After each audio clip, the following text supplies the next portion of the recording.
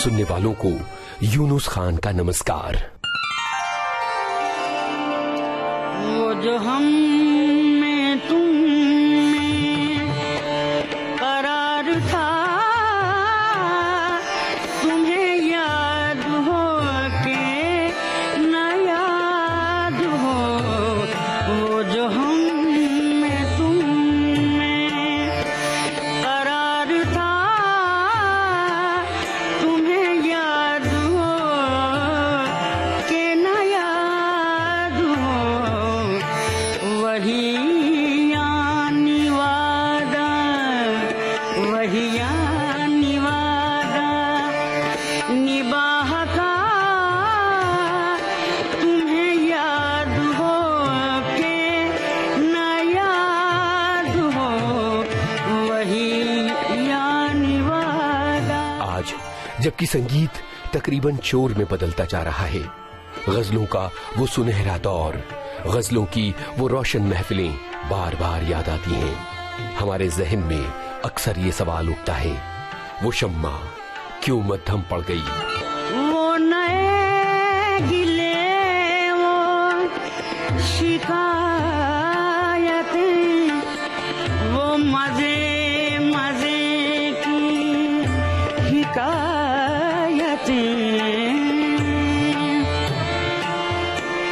वो नए गिले, वो शिकायतें, वो मजे मजे की हिकायतें।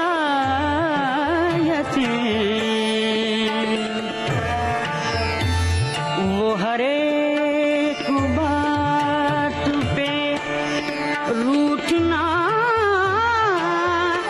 तुम्हें याद हो के न याद हो। वो हर एक बात पे रूठना, तुम्हें याद हो के न याद हो। वो जो हम में तुम में। दरअसल ये जमाना तेज रफ्तार हो गया, लोगों के भीतर वो सब्र नहीं रहा जो गजल सुनने के लिए लाजमी है। आइए आज के इन लम्हों को यादगार बना दें अख्तरी बाई फैजाबादी यानी बेगम अख्तर की याद से। कभी हम में तुम में भी चाहती, कभी हमसे तुमसे भी राह थी।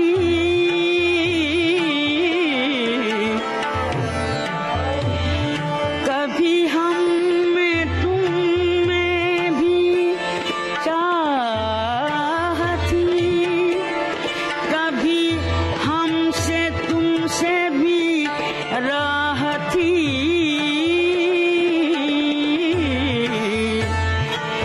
कभी हम भी तुम भी थे आशना, तुम्हें याद हो के न याद हो।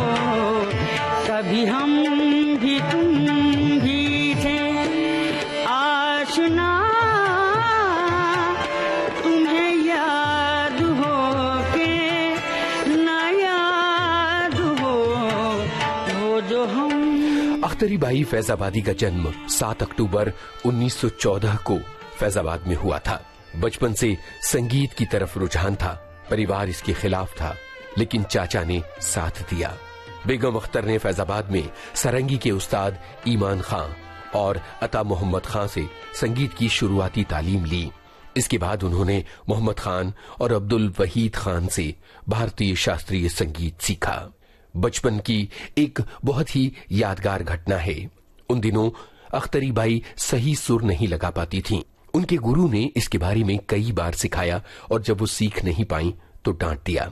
उसके बाद बेगम अख्तर रोने लगी और कहा, हमसे नहीं बनता नाना जी, मैं गाना नहीं सीख पाऊंगी। तब उनके उस्ताद ने कहा, बिटिया इतने में हार मान लिए? नहीं बिट्टू, ऐसे हिम्मत नहीं हारते।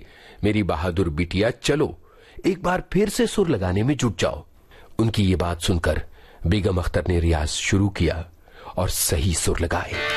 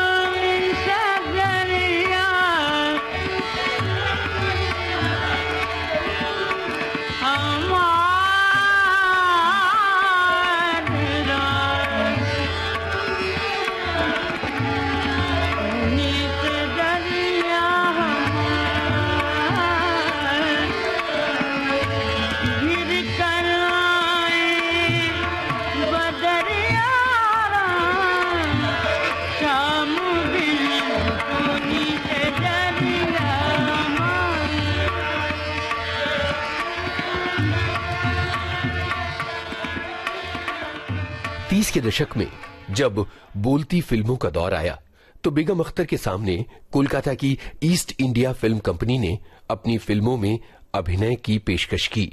इस तरह सन 1933 में बेगम अख्तर ने एक दिन का बादशाह, नल दमयंती जैसी फिल्मों में काम किया।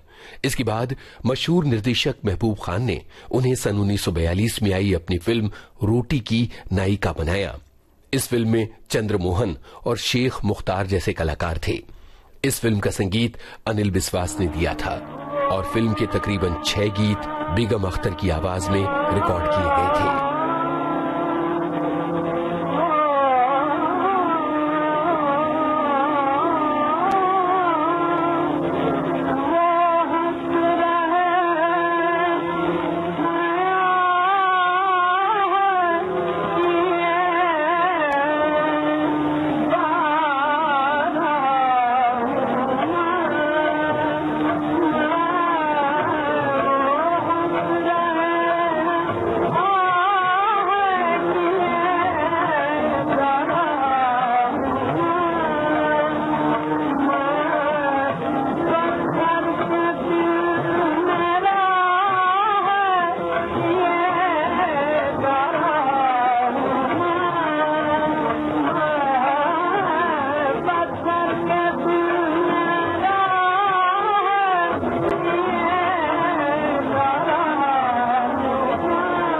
सन 1945 में जब बेगम अख्तर की शोहरत अपने शबाब पर थी, तब उन्होंने इश्तियाक अहमद अब्बासी से निकाह कर लिया और अख्तरी बाई फैजाबादी बेगम अख्तर बन गईं।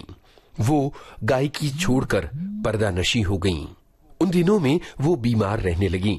डॉक्टरों ने बताया कि बीमारी की एक वजह यह है कि वो अपने पहले प्यार यानी गायकी से दूर हैं और उनके शौहर ने उन्हें प्रेरित किया। सन 1949 में एक बार फिर वो गायकी की दुनिया में लौटी और आकाशवाणी के लखनऊ केंद्र से गाना गाने लगी।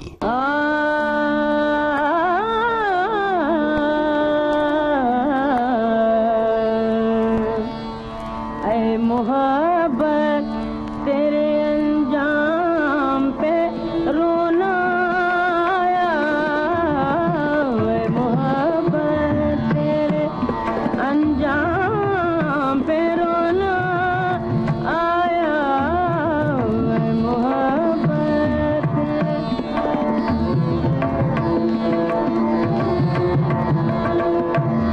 जाने क्यों आज तेरे नाम पे रोना आया, जाने क्यों आज तेरे नाम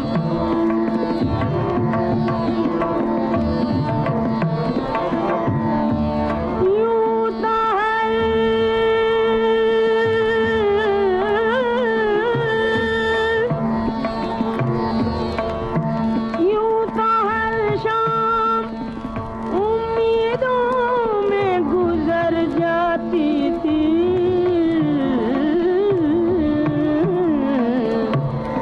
आज कुछ बात है जो शाम पे रोना आया, आज कुछ बात है जो शाम पे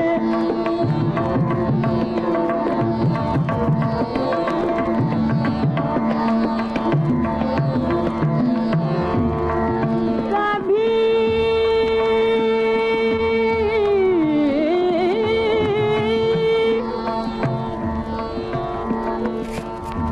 कभी तकदीर का मातम, कभी दुनिया का गिला,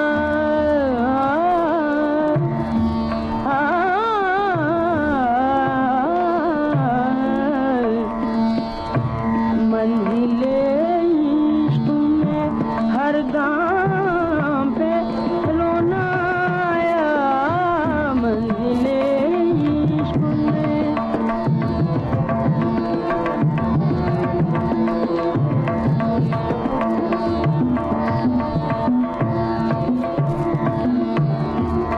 जब हुआ जिक्र ज़माने में मोहब्बत का शकील,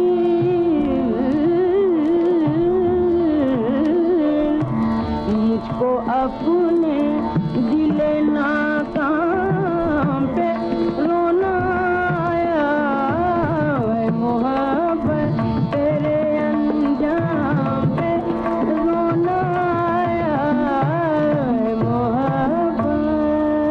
रेडियो में गाना शुरू हुआ तो बेगम अख्तर संगीत सम्मेलनों में जाने लगीं।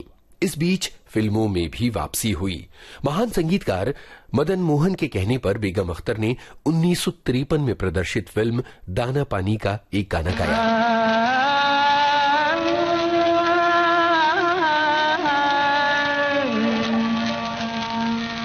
ऐ इश्क मुझे और तो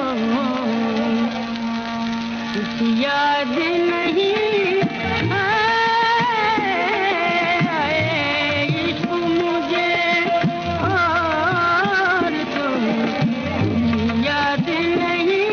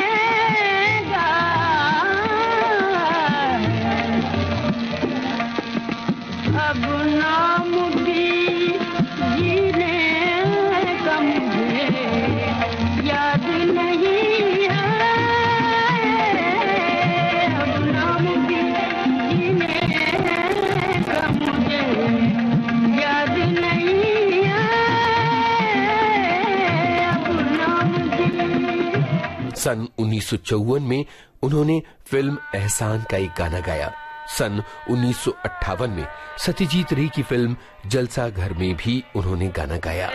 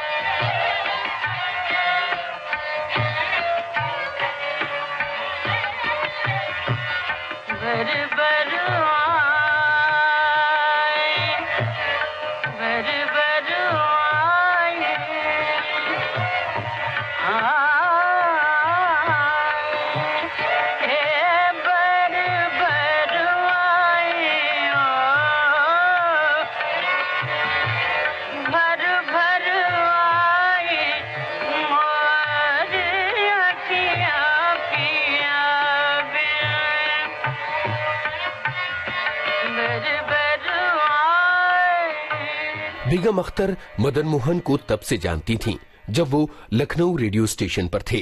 बेगम अख्तर दिल्ली आई हुई थीं और उन्होंने रेडियो पर मदन मोहन का एक गाना सुना। फिर आधी रात को बेगम अख्तर ने मदन मोहन को फोन किया और कहा कि वही गाना सुनाओ, कदर जानी ना। मदन मोहन ने फोन पर ही गजलों की रानी बेगम अख्तर को ये गाना सुनाया और करीब 22 मिनट तक मदन मोहन फोन पर ट्रंक कॉल के जमाने में बार बार ये गाना सुनवाते रहे और बेगम अख्तर सुनती रहीं। कदर जानी ना हो, कदर जानी ना, मोरा बालम बेदर्दी दे, मोरा बालम बेदर्दी, कदर जानी ना हो, कदर जानी ना, मोरा बालम बेदर्दी दे, मोरा बालम बेदर्दी, कदर जानी ना हो, कदर जानी ना।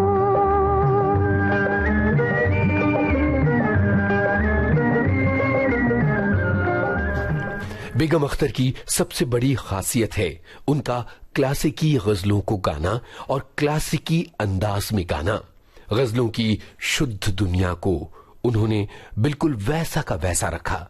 उसके साथ कोई छेड़खानी नहीं की, नए साजों का कोई इस्तेमाल नहीं किया। बेगम अख्तर गजलों की दुनिया की एक क्लासिकी आवाज के तौर पर हमेशा बहुत इज्जत के साथ याद की जाती हैं। बदलते हुए जमाने ने जहाँ हर चीज को कुछ नयापन दिया, वहाँ मौसीकी ने भी नई कदरों की कद्र की है। मैं नएपन की मुखालिफ नहीं, लेकिन ये नयापन वहीं तक मुनासिब है जहाँ तक आज के फनकार और मौसीकार नएपन के चक्कर में तहजीब का दामन न छोड़ें। गजलें पहले भी गाई जाती थीं, आज भी गाई जाती हैं, मगर असल में गजल वही कहलाने की मुस्तहक है जिसमें गजल का रवायती अंदाज मौजूद हो। मिसाल के तौर पर गजल की ये बंदिश सुनिए जो मुझे बहुत पसंद है।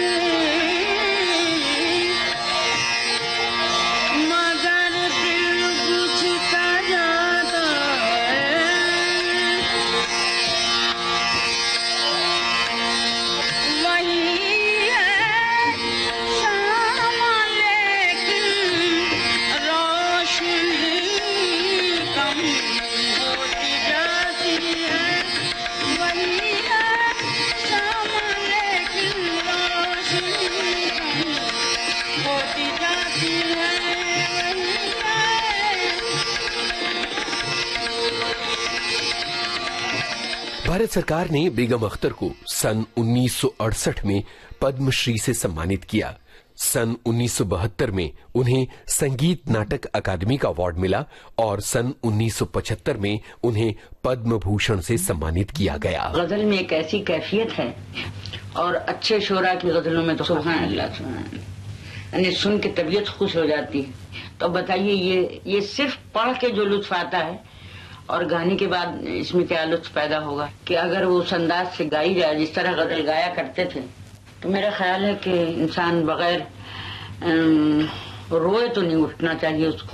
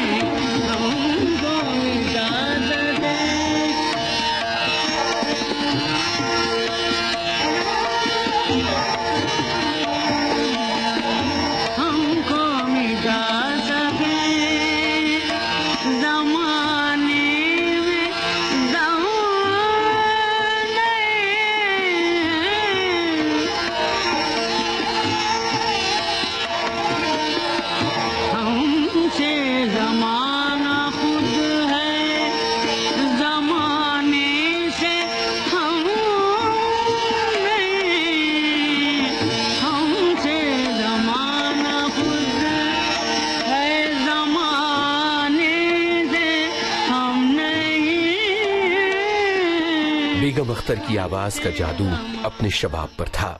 उन्होंने गजलों की दुनिया को रोशन कर रखा था, पर तभी 30 अक्टूबर 1974 को अचानक उन्होंने इस दुनिया को अलविदा कह दिया।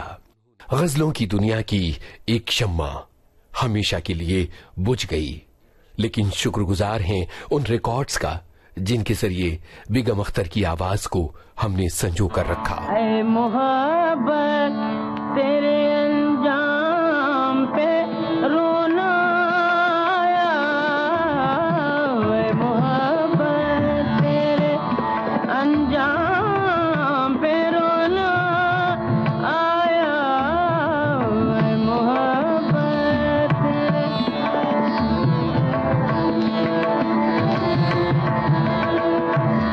जाने क्यों आज तेरे नाम पे रोना आया, जाने क्यों आज तेरे नाम।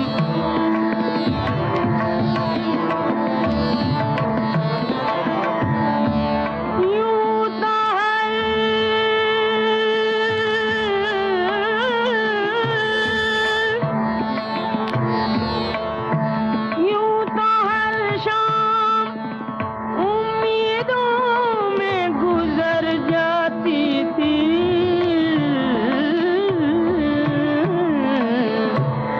आज कुछ बात है जो शाम पे रोना आया, आज कुछ बात है जो शाम पे।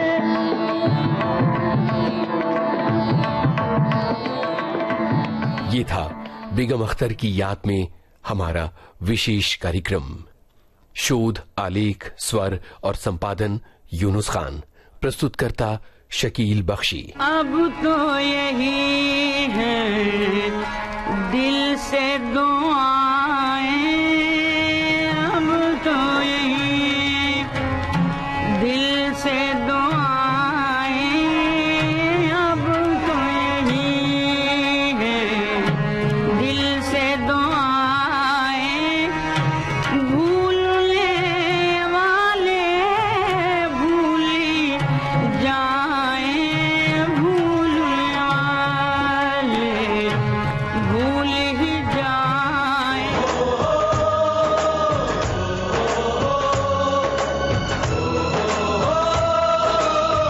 आज के फनकार।